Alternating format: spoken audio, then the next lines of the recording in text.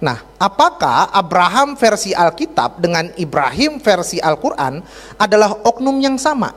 Itu pertanyaannya. Tidaklah Ibrahim itu seorang Yahudi, dan tidak pula dia seorang Nasrani.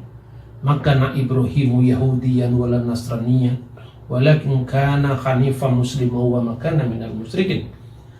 Bukan pula dia Nasrani, tetapi seorang Hanif yang Muslim, dan dia tidak termasuk dari golongan politeis penyembah berhala.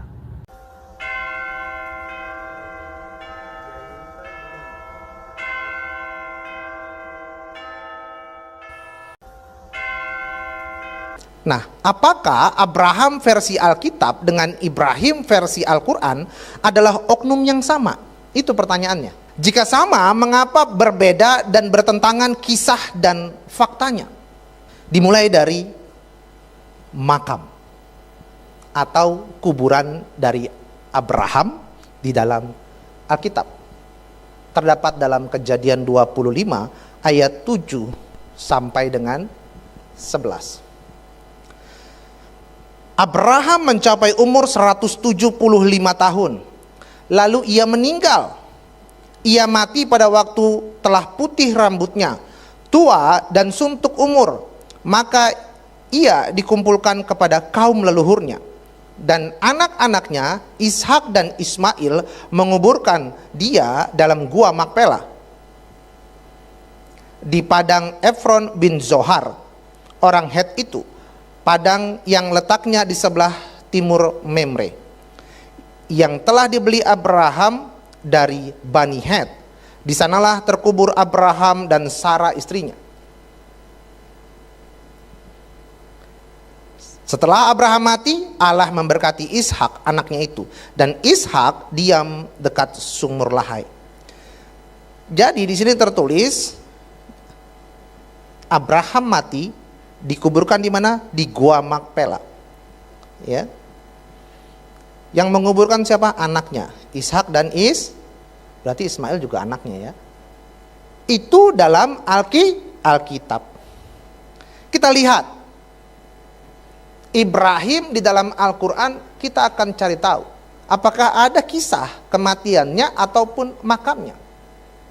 Di dalam Al-Baqarah ayat 125. Dan ingatlah ketika kami menjadikan rumah itu Baitullah, tempat berkumpul bagi manusia dan tempat yang aman, dan jadikanlah sebagian makom Ibrahim tempat salat. Dan telah kami perintahkan kepada Ibrahim dan Ismail, bersihkanlah rumahku untuk orang-orang yang tawaf, yang iktikaf, yang ruku dan yang sujud. Jika kita lihat di dalam Quran surat Al-Imran ayat 97, di situ tertulis padanya terdapat tanda-tanda yang nyata, di antaranya makom Ibrahim. Saudaraku terkasih, makom Ibrahim, apakah ini kuburannya atau makamnya, begitu ya? Tapi kebanyakan orang mengatakan sebagian orang mengatakan bahwa makom tersebut adalah pijakan kaki Ibrahim. Pertanyaannya begini, kapan Ibrahim datang ke Mekah? Dan di mana kuburan Ibrahim sekarang? Saya nggak mau jawab. Yang jawab saudara-saudara sekalian. Silahkan di searching. Saya yang ngasih materi, saya yang kasih pertanyaan, saudara yang menjawab. Jadi kalau misalkan itu makam, maka apakah itu kuburannya? Bukan, itu bukan makam, pijakan. Oke, kalau itu benar pijakan, kapan Ibrahim datang ke Mekah? Udah itu aja. Saya nggak mau jawab. Antara Mekah ke Yerusalem itu kalau diukur jauhnya kurang lebih 1236,19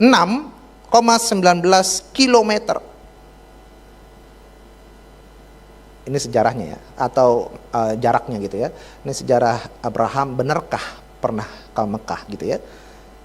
Jarak sejauh ini ya bisa nggak ditempuh? Ini posisi Yerusalem. Nah ini posisi Mekah. Kira-kira ditempuh bisa nggak ya pada waktu itu?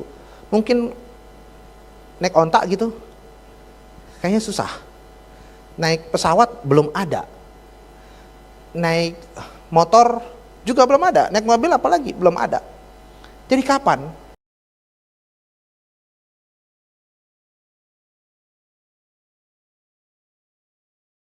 Misalnya, apa yang dikatakan oleh Profesor Moses Sharon bahwa bagi orang Muslim, Islamisasi sejarah itu maknanya adalah semua tokoh-tokoh sejarah dari Adam sampai zaman kita adalah Islam. Ini opini Islam yang dikutip oleh Profesor Moses Sharon. Tetapi faktanya, saudara-saudara, ini yang sebetulnya mau ditunjukkan bagaimana perspektif Islam oleh Profesor Sharon. Faktanya bahwa tidak semua tokoh-tokoh spiritual dunia itu menamakan ajarannya pada saat dia hidup. Itu yang penting. Nabi Muhammad membawa agama Islam dan nama Islam itu sudah ada pada zaman Muhammad. Seperti tadi ayat yang dikutip, inna dina indalil Islam. Tetapi Yesus tidak seperti itu. Sekalipun Islam membayangkan Yesus tentu seperti Muhammad juga menamakan agamanya Islam. Musa tidak seperti itu. Kita tidak cukup hanya bisa menilai semuanya berdasarkan Islam. Karena apa? Yahudi dan Kristen memiliki perjalanan sejarah yang jauh lebih panjang ketimbang Islam. Karena itu tidak cukup hanya mengemukakan argumentasi teologis benar menurut agama Islam. Tetapi bagaimana harus di cross check dari agama yang kita bahas. Dalam catatan sejarah, seorang yang menamakan ajarannya itu adalah Lao Tse, seorang pemikir Tiongkok kuno yang hidup tahun 604 sampai tahun 517 sebelum Masehi, yang menamakan agamanya atau ajarannya Tao atau jalan.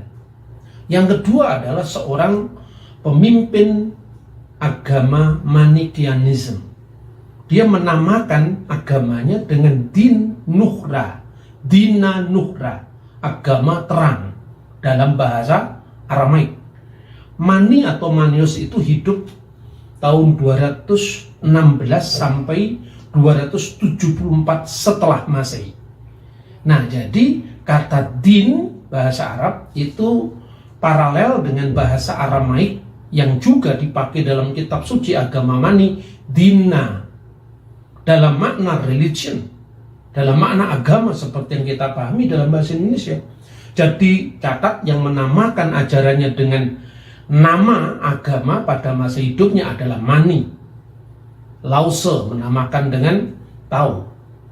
Sekalipun kata din dalam bahasa Arab itu paralel dengan bahasa Ibrani din, tetapi maknanya berbeda.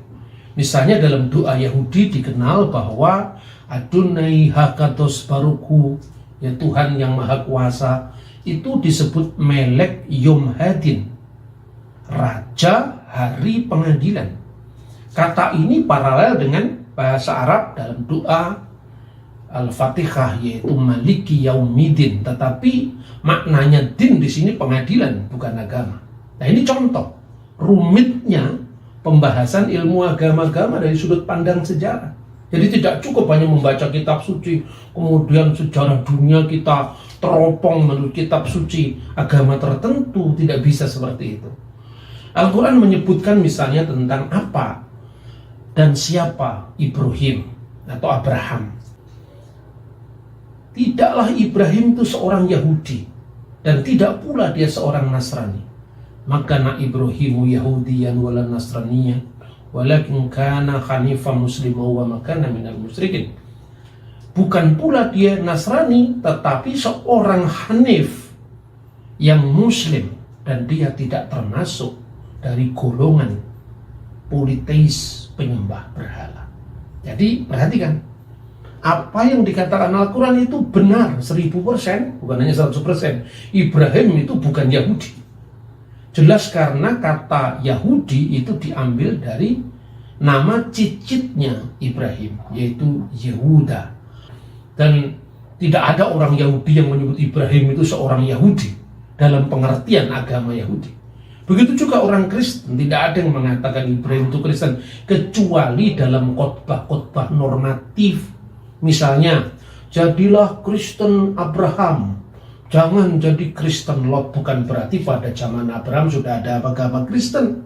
Ketika pendeta bicara seperti itu, artinya jangan kamu menjadi seorang Kristen yang sifatnya seperti Lot, tapi hendaklah kamu menjadi seorang Kristen yang sifatnya seperti Ibrahim. Bukan berarti Pak Pendeta lagi mengajarkan bahwa pada zaman Ibrahim ada agama Kristen. Nah sekarang kalau Ibrahim bukan Yahudi itu pasti, bukan Nasrani, ya lebih pasti lagi. Karena nama Kristen atau Nasrani itu dikaitkan dengan Yesus orang Nazaret atau pengikut Yesus yang adalah Kristus. Itu abad pertama Masehi. Abraham hidup tahun 1900 sebelum Masehi, tentu tidak mungkin beragama Yahudi dari agama keturunannya atau dari nama dari cicitnya sendiri. Begitu juga Kristen, itu baru abad pertama 1900 tahun setelah Abraham. Nah, kalau Abraham bukan Yahudi, yes, betul. Abraham bukan Nasrani, pasti betul, apalagi Islam. Nah, pola pikir yang pertama Abraham bukan Yahudi, bukan Nasrani, ini historis. Tapi ketika seorang mengatakan Ibrahim agamanya Islam, itu ahistoris. Karena kalau Yahudi saja bukan, kalau Kristen dari abad pertamanya bukan, apalagi Islam yang lahir dari abad ke-7. Ini pengaburan antara historisitas dan normativitas dari agama tadi. Oke, sekarang bagaimana sesungguhnya jejak-jejak agama Yahudi dan Kristiani dalam catatan sejarah? Saya tidak harus mengutip kitab suci saya, karena Anda kan tidak percaya dengan Alkitab. Saya harus mengutip fakta sejarah yang kita sepakati bersama. Tatkala Anda membaca Quran, yang percaya cuma Islam. Tatkala Anda membaca Bible, yang percaya cuma Kristen dan Yahudi. Untuk perjanjian lama Yahudi, untuk perjanjian lama dan baru Kristen. Mari kita buka catatan sejarah umum. Terlalu banyak data-data sejarah yang sudah dibukukan, antara lain misalnya Loeb Classical Library. Ini memuat catatan-catatan filosof dari abad pertama sebelum Masehi, abad ketiga sebelum Masehi, tulisannya Plato, Aristoteles, Seneca, Pausanias, Flavius Josephus, sejarawan Yahudi, Cornelius Tacitus, sejarawan Romawi, semua tercatat di sini lengkap dengan terjemahan bahasa Inggris. Lalu bagaimana dengan agama Yahudi? Yang pertama-tama, Musa tidak pernah menamakan agamanya. Tetapi jangan ini dijadikan rujukan. Kalau begitu agamanya Musa Islam, malah tidak masuk akal. Kan begitu. Nah, kita melacak dari sejarah Yudaisme sendiri menurut perbandingan dengan fakta-fakta sejarah sekuler. Prasasti pertama dan tertua di luar tentu saja Yahudi dan Kristen, ini catatan sejarah sekuler, yang kita jumpai adalah prasasti Fir'aun Merneptah. Itu hidup tahun 1205 sebelum Masehi. Artinya prasasti itu dikeluarkan.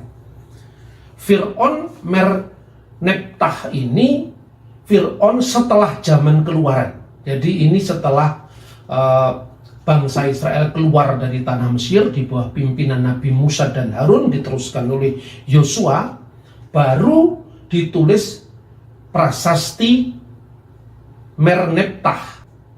Anda bisa melihat di Museum Nasional Kairo. Yasir il-Fikat Ben Ferat. Israel sudah tidak ada lagi dan anak-anak keturunannya sudah binasa. Berarti pada saat Merneptah itu mengeluarkan prasastinya, Israel sudah tidak ada lagi di Mesir. Nama Yasir-il yang tidak lain bentuk bahasa Mesir kuno atau berhuruf hieroglif dari Israel ini membuktikan bahwa Alkitab itu mencatat sejarah yang bersesuaian dengan prasasti yang ditemukan di Mesir kuno ini. Dan bahwa waktu itu tidak ada dalam kitab Taurat mulai dari Sefer Bereshit, Sefer Elisimot, Sefer Wayikra, Sefer Bamidbar sampai Sefer Elehadibarim, mulai dari kitab Kejadian sampai Ulangan. Tidak ada yang mengatakan Musa bersabda, sesungguhnya aku telah membawa agama Islam. Tidak pernah ada. Jadi bedakan antara angan-angan teologis dengan fakta historis. Nah, itu artinya apa? Bahwa kata Yasir'il atau kata Israel dalam bahasa Arab atau Yisrael dalam bahasa Ibrani itu tidak hanya berarti entitas kebangsaan, entitas kesuku bangsaan, tetapi keseluruhan dari komunitas, baik itu agama maupun komunitasnya. Itulah yang disebut dengan Israel. Dan nama Yahudi memang harus diakui itu baru muncul kemudian. Kemudian prasasti kedua itu prasasti yang ditemukan di Yordan, prasasti Batu Moab, kira-kira tahun 850 sebelum Masehi, di mana di sana jelas-jelas disebutkan nama Raja Israel setelah zaman Raja Salomo, setelah zaman Nabi Sulaiman dalam bahasanya umat Islam. Ketika Israel sudah terpecah menjadi dua, Israel utara yang berpusat di Samaria dan Israel atau Yehuda selatan yang berpusat di Yerusalem. Di mana dalam prasasti Moab itu telah disebutkan tentang nama Raja Israel di wilayah utara, yaitu Omri Melek Yisrael. Omri Raja Israel. Karena dalam prasasti ini diperhadapkan antara penyembahan terhadap dewa bangsa Moab, yaitu dewa Kamos, yang dihadap-hadapkan dengan Tuhannya orang Israel, ya Adonai Elohim Baruchu, yang disebut dengan nama YHWH di sana. Bacaannya kita tidak tahu seperti apa. Artinya di situ ada kompetisi keagamaan, dan itu tercatat juga dalam Alkitab. Cuma dalam pandangan Alkitab berbeda dengan visi yang diberikan oleh pihak lawannya bangsa Israel, yaitu orang-orang Moab. Perhatikan, tahun 850 sebelum Masehi ditemukan kata Yisrael pada kalimat Omri Melek Yisrael, yang berarti entitas kebangsaan, kenegaraan, sekaligus Tuhan sembahannya. Maka dihadapkan antara Kamos, dewa Kamos, dan Tuhan bangsa Israel, yaitu Adonai Elohim Baruchu. Adonai, terberkatilah namanya, terpujilah namanya. Lalu ketika bangsa Israel menyebut nama Raja Daud, tidak hanya dalam Alkitab nama itu disebut, tetapi ada dalam prasasti Teldan yang berasal dari kurang lebih tahun yang sama, 850 sebelum Masehi. Istilah Bet David, rumah Daud, yang tidak lain adalah wilayah Raja Daud. Nah, baru pada masa Makabe, kira-kira pada abad kedua sebelum Masehi, ditemukan catatan pertama bahwa orang-orang Israel mulai menyebut agama mereka, katakanlah kalau itu disebut religion, tapi paling tidak menyebut perilaku hidup, gaya hidup mereka ketika berhadapan dengan kaum Helenis, kaum Yunani. Mereka menegaskan diri sebagai seorang Yahudi. Nah, kata Yahudi mulai muncul di sana. Jadi kata Yahudi itu bergaya hidup seperti Yehuda, seperti suku Yehuda. Maka muncul kata Yahadut, yaitu Yudaism, sebagai kontras cara hidup, gaya hidup yang berbeda dengan kaum Yunani atau kaum Helenis. Jadi jelas memang agama Yahudi tidak pernah mengklaim bahwa agamanya dinamakan seperti itu dari zamannya Musa, apalagi dari zamannya Ibrahim. Itu tidak betul. Itu catatan sejarah. Lalu bagaimana dengan kekristenan? Ibrahim bukan seorang Yahudi, sudah saya jelaskan entitas keagamaan Yahudi, dan perjalanan sejarahnya menurut prasasti-prasasti di luar Alkitab. Bagaimana dengan kekristenan? Nah, Yesus pun juga tidak pernah berkata, ikutilah agama Kristen, ini agama yang paling sempurna. Tidak pernah ada. Terminologi seperti itu hanya muncul pada agama Manikianisme yang menyebut agamanya Dina Nuhra, agama terang, dan Islam. Tapi tidak pernah muncul pada sosok historis Musa, sosok historis Daud, sosok historis Yesus, tidak pernah muncul. Nah, karena itu jelas saudara-saudara, saya pernah membaca tafsir Al-Qurtubi. Tafsir ini berbicara tentang komunitas Kristen awal, khususnya yang dikaitkan dengan Paulus. Nah, Qurtubi ini menuduh bahwa Pauluslah yang memalsukan ajaran Kristen. Itu baru abad pertengahan kan munculnya. Tetapi karena dalam tafsir-tafsir sebelumnya, Paulus itu sudah terlanjur dijadikan salah satu dari kelompok murid Yesus yang diutus ke Roma, maka Al-Qurtubi menulis ada dua Paulus. Paulus yang pertama, Paulus pengajar tauhid yang diutus Nabi Isa, dan Paulus kedua adalah Paulus pemalsu ajaran Yesus. Agama tauhid yang diajarkan oleh Nabi Isa katanya itu bertahan sampai 81 tahun setelah kenaikan Nabi Isa ke langit. Nah, sekarang tinggal dihitung saja kan. Catatan sejarah menurut Talmud Yahudi, menurut Flavius Josephus, menurut Tacitus, banyak ahli-ahli sejarah abad pertama mengatakan bahwa Yesus Kristus itu disalibkan pada masa pemerintahan Kaisar Tiberius di bawah wali negeri yang namanya Pontius Pilatus. Clear jadi sekarang. Jadi kalau di dalam Alkitab memang tercatat bahwa pengikut Yesus untuk pertama kali misalnya disebut Kristen, bahasa aslinya Kristianos dalam Kisah Rasul 11 ayat 26, yaitu memang fakta sejarah. Begitu juga ketika Kisah Para Rasul misalnya Masal 24 ayat 5 yang menyebut bahwa Paulus adalah seorang tokoh dari sekte orang Nasrani. Perhatikan, Tiston Nasarayon Airesios. Airesios itu artinya heresi. Jadi tuduhan orang di luar kekristenan bahwa Paulus adalah pemimpin heresi Nasrani. Jadi kata ini muncul memang setelah zamannya Yesus. Tetapi memang Yesus tidak pernah membawa ajaran agama, apalagi agama yang namanya Islam. Ini sungguh pola-pola pikir yang ahistori, tidak bisa dicocokkan dengan sumber sejarah manapun juga. Nah, sekarang bagaimana? Paralel dari catatan Alkitab bahwa Paulus disebut sebagai pemimpin sekte Nasrani. Kira-kira pada tahun 90 Masehi, orang-orang Yahudi yang mereaksi penolakan mereka terhadap kekristenan, mereka melakukan sidang atau muktamar atau konsili di kota Yamnia, letaknya dekat Tel Aviv, tahun 90 Masehi.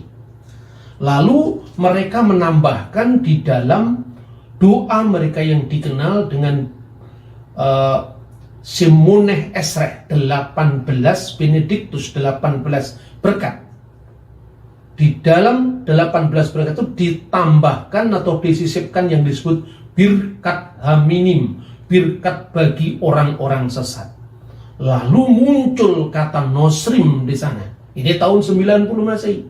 VH nosrim, VH minim, kirega, yefedu, yimehu misefer hakayim, vim sadikim al-yiktab.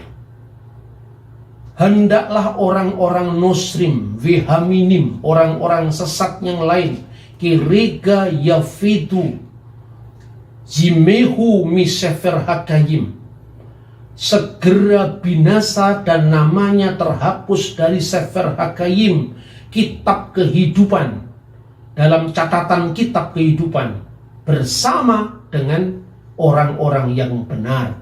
Vim sedikim al-yiktabu, dalam catatan orang-orang yang benar. Itu tahun 90 Masehi. Jadi artinya kalau 33 waktu Yesus salibkan dan kemudian naik ke surga. Katakanlah kalau Islam tidak percaya ke penyaliban, meskipun itu fakta sejarah semua clear, tidak baca Alkitab pun Yesus disalib. Katakanlah kenaikan ke surga tahun 33 ditambah 81 seperti dugaan Al-Qurtubi tadi, berarti ketemu angka tahun 114 Masehi. Baru saat itu ada namanya agama Nasrani. Lah ini tahun 90, fakta sejarah mencatat bahwa Muktamar Yahudi di kota Yabne sudah menyebut orang Kristen dalam kutukan mereka yang mereka sebut sebagai orang-orang Nosrim atau Nesarim atau pengikut Yesus dari Nazaret. Nah, satu angka lagi perlu Anda catat. Sebelum tahun 114, 33 plus 81 tadi, Cornelius Tacitus, tahun 95, ini sebelum tahun 114, nama Kristen sudah muncul di sana. Christianos appellabat autor nominis eius Christus tibero imperitate per precurator Pontium Pilatum supplicio adfectus erat. Kristen yang asalnya dari nama orang yang disebut Kristus telah disalibkan pada masa Kaisar Tiberius di bawah prokurator kita Pontius Pilatus. Jadi jelas, sebelum tahun 114 menurut hitungan 81 tahun pengikut Nabi Isa dulu masih disebut orang Muslim. Baru setelah itu ada kata Kristen. Ini tidak cocok dengan sejarah. Tutuplah Alkitab, tidak usah dibaca Alkitab. Fakta sejarah mencatat Tacitus, seorang sejarawan Romawi, ahli hukum Romawi, begitu juga dokumen Yahudi yang disebut dalam Simoneh Esreh yang menambahkan Birkat Haminim sudah menyebut kata Nosrim sesuai dengan apa yang tercatat di dalam Kisah Rasul 24 ayat 5, dan sudah menyebut kata Christianos, Christiani, bentuk Latin dari Christianos, Christianus bahasa Latin, Christianos bahasa Yunani. Dalam catatan Tacitus telah disebut di dalam Kisah Rasul 11 ayat 26. Mari kita berpikir secara historis. Karena apa? Fanatisme itu muncul karena orang tidak mengenal pihak lain yang berbeda. Mari kita mengenal agama secara historis. Karena apa? Ya seperti sering saya sampaikan, sejarah yang penuh bukti adalah mitra bagi iman yang penuh bakti.